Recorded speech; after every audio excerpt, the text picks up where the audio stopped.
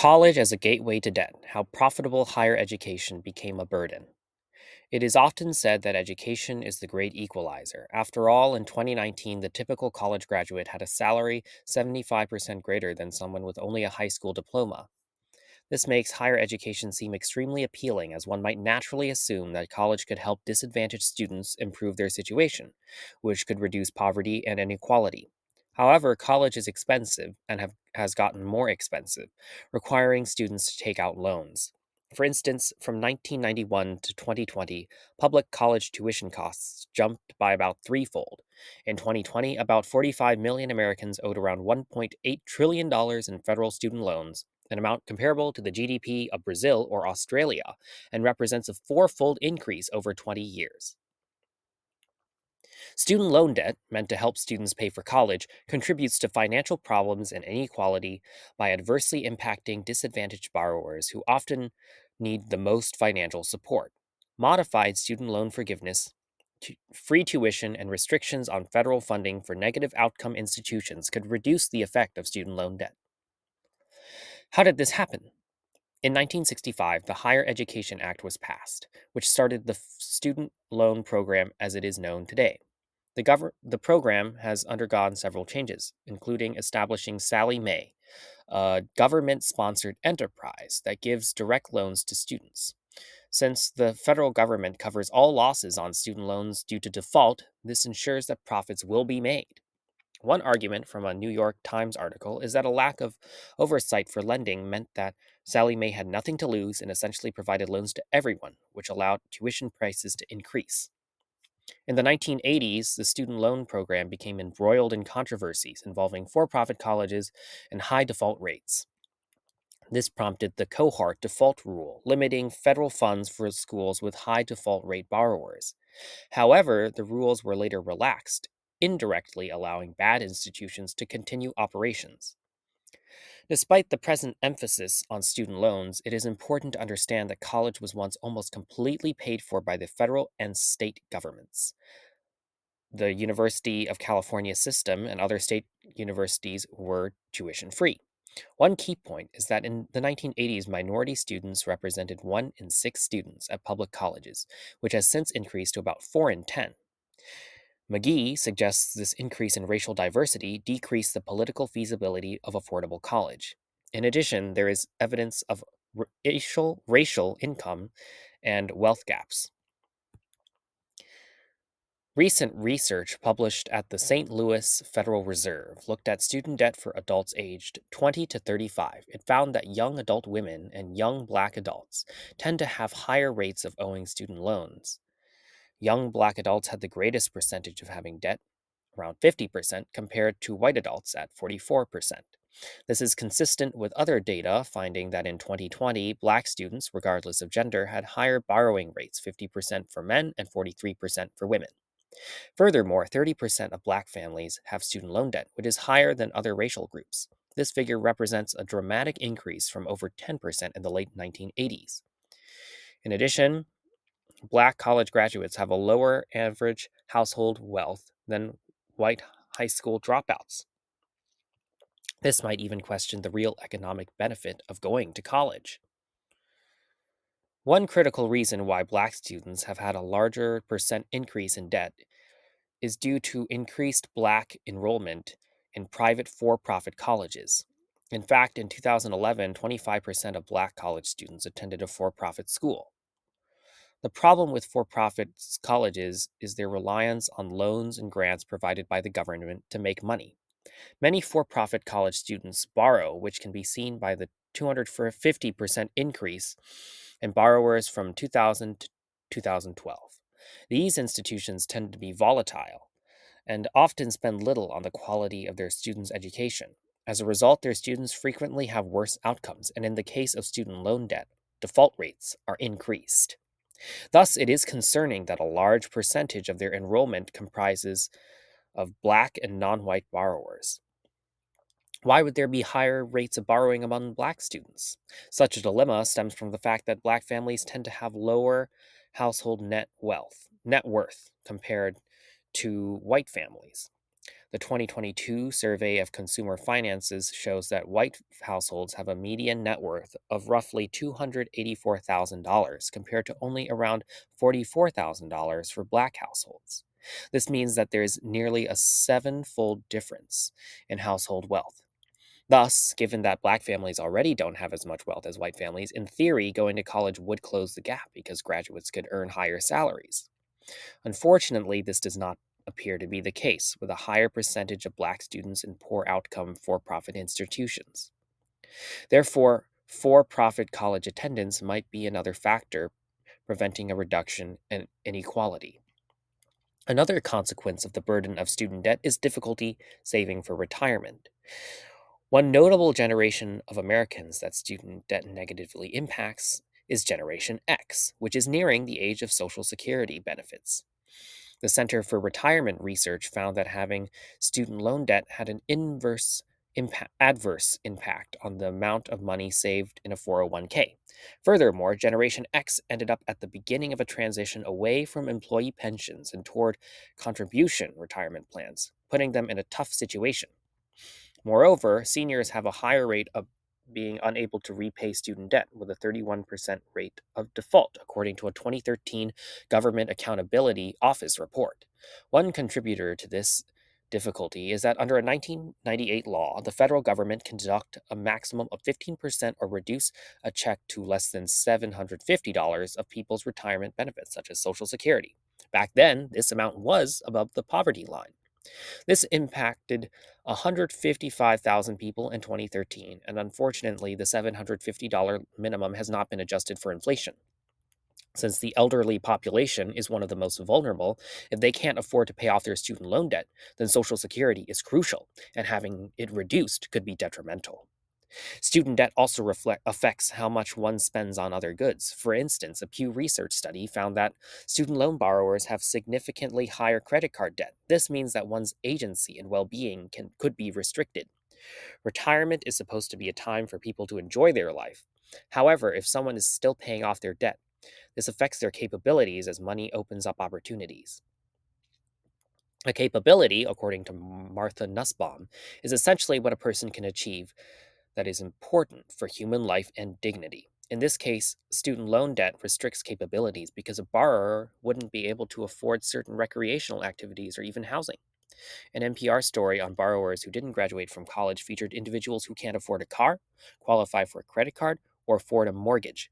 One person was forced to live with her parents, and another person's tax refund was taken by the government because she was in default. In addition, one's mental health could be negatively impacted by debt because people don't have as much money in the case of emergencies. This involves the play and emotions capabilities because constantly stressing about something means one can't live a life of dignity and freely express emotion without worry, even when doing fun activities such as biking with friends. So, what should be done about this? Student loans are a complicated subject to address because although they burden individuals with significant debt, they also allow disadvantaged individuals to attend college and earn bachelor's degrees. Solutions like wealth starter kits have been proposed, as well as student loan cancellation. One thing that could be done is restoring some of the old provisions in the cohort default rule, which, as aforementioned, would punish schools with poor student outcomes and effectively target for profits. However, it could inadvertently cause a decline in the enrollment of disadvantaged students because institutions may be hesitant to admit students who could be deemed challenging. Ultimately, limiting funds would be an important action using a modified approach, targeting for profit schools with high default rates. Therefore, only the institutions that provide greater costs than benefit to students would face accountability. Society has a moral obligation to address poor performing schools. From a utilitarian perspective, if the hypothetical net aggregate good produced by a for profit college is negative, i.e., the harm due to debt is greater than any benefit, that college should not be allowed to receive federal support. This could be politically feasible, as a similar law was passed in the 1980s, resulting over 1,000 institutions shutting down. This also means it could be practically effective at weeding out. Even Brazil enacted a policy like this. Thus, I would recommend this approach. Moreover, one of the most prominent solutions is student loan cancellation. In 2022, President Biden proposed canceling $10,000 of student debt for individuals making less than $125,000 or households making less than $250,000 a year. A total of $400 billion of debt would have been forgiven, affecting up to 45 million individuals. This would also greatly help Black borrowers because they have disproportionately higher intragroup student debt. However, it failed to come to fruition due to a lack of political feasibility stemming from Republican opposition. Furthermore, there are additional moral and economic problems to consider when canceling debt. One argument is that individuals making over $100,000 or households making over $200,000 aren't necessarily those who would most need aid. After all, one might presume they could be doctors and lawyers who earn enough so that paying off debt wouldn't be as much of an issue, given that this has largely been the case in the past. However, data from the Wharton School of Business shows that only 2% of the debt cancellation would benefit the top 10% of borrowers if there was no income limit. Therefore, the vast majority of the benefit would go to households earning less than or equal to $82,400, which means that those who likely have less wealth and need help the most would receive the greatest benefit. Given these points, I do think that if possible, the criteria to qualify for student loan forgiveness or any type of relief should be narrower in its focus, as Adam Looney, a professor from the University of Utah, and Konstantin Yannelis, a professor at U Chicago, also suggest.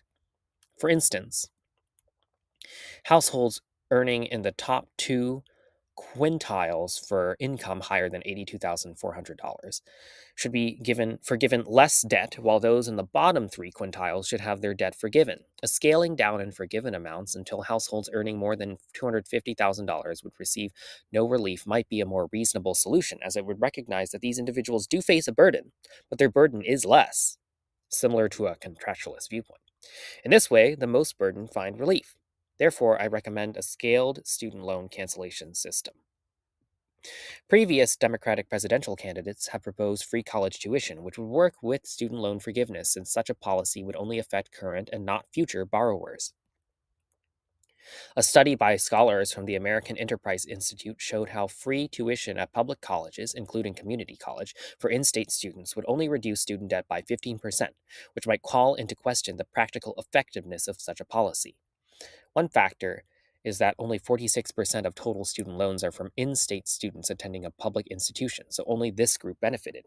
However, the study operated under the assumption that there would not be a movement of students from private or out of state public institutions to in state colleges. This is an important limitation because naturally human behavior will change with a policy that could affect one's future economic security. Furthermore, the average annual borrowing for all public higher education institutions would be cut in half from $7,202 to $3,186, indicating that college would become significantly more affordable to more students. This data supports the notion that free tuition is practically effective because although it doesn't entirely eliminate debt, the goal is to help the most burdened, which I believe this policy is successful at doing. Moreover, New Mexico passed a bipartisan law in 2022 that made all public higher education tuition free for in state students, which shows that tuition free college is also politically feasible. Therefore, I recommend this policy, which should work with student loan cancellation. Some might argue that low income taxpayers also have to pay for free college tuition and student loan cancellation in addition to the ultra rich. However, low income taxpayers could directly or indirectly benefit from goods and services that college graduates with debt provide. For example, low income taxpayers' children might attend schools with teachers or visit doctors who owe a considerable amount of student debt. Therefore, this is not necessarily an issue, as there is a greater societal net aggregate good produced. Furthermore, low income taxpayers already pay less in taxes overall, so any possible increases in taxes should be likely unsubstantial. Aside from student debt cancellation and free college, another possible remedy involves wealth. Given that there is such a large racial wealth gap between black households and white households, one proposal to close the gap is baby bonds, where the government contributes money to a public investment account for every child. Once the child becomes a legal adult, they can access the money, which acts as an asset. The money can be used to pay for college or a house, which would reduce the need to take on large amounts of debt, both mortgage and student loans. Some even argue that baby bonds would have a greater impact on reducing racial wealth inequality than canceling student loans because they also provide money to invest in more assets. However, the concern is that only would this be an expensive program costing up to $82 billion a year, but the ZOOD baby bond simulation found a divergence in wealth over one's lifespan. Black families see a decrease in mobility over time compared to white families.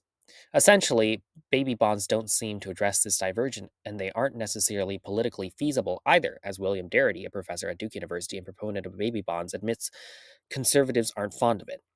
In addition, since the baby bonds are for children, they probably aren't going to help people who already have student loan debt. Following these considerations, I think that baby bonds might not be the best course of action to address student debt.